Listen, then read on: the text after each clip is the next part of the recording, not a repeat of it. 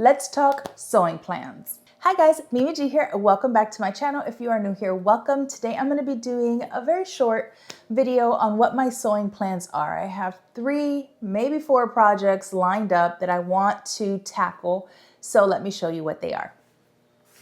So in my last video, I did a fabric haul video, and this is the fabric that I showed you guys. And I said that I want to use it for a pair of pants. So I am going to be making McCall's 7786, which is this pattern here. And I'm going to be making View D, which that ruffle, I mean, come on guys, right? So cute, very summer. This is an old pattern. I never got around to making it, so I'm making it now. And this is the fabric that I plan to use. I think these are going to be really cute. And then I'll probably just make myself like a tank top or something in like a coordinating color from one of the colors in the print. Then I'm going to be making Nomi 2114, which is this gorgeous little 2-piece here. And this is by Lindsay. I love this little set, and I think I've shown it to you guys before, but have never really gotten around to doing it. It is on my list though. I'm cutting it out today.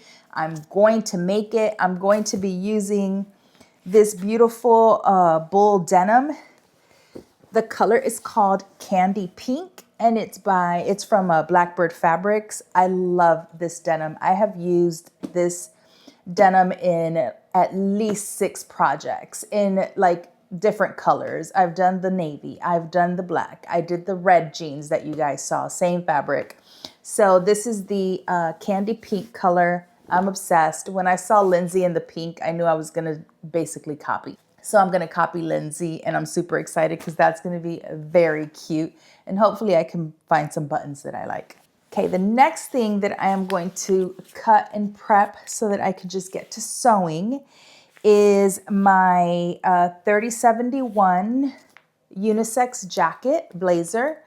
This is probably one of my favorite blazers ever. It's easy to sew. I have a sew along in my YouTube channel, so I'll link to it up here somewhere for you guys to sew along with me. But this is one of my absolute favorite patterns. It's so flattering. It's unisex. It's fantastic. So I wanted to make again in a linen.